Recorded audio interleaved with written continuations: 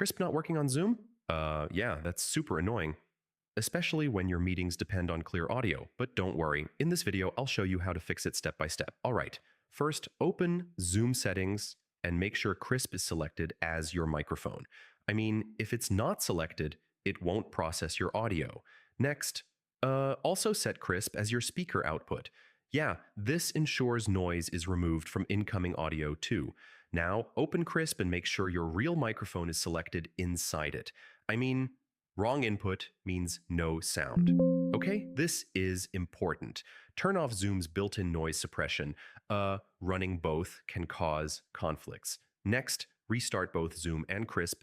Yeah, this clears temporary bugs. Also, check your system permissions. Krisp and Zoom both need access to your microphone.